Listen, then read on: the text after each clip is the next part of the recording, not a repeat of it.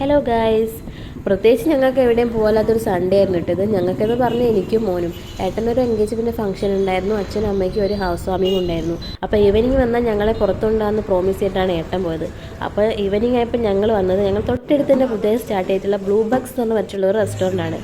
എന്താ പറയുക, നല്ല ലൈറ്റിങ്ങും കാര്യങ്ങളൊക്കെ, നല്ലൊരു ആംബിയൻസ് ഉള്ള സ്ഥലമായിരുന്നു കേട്ടോ.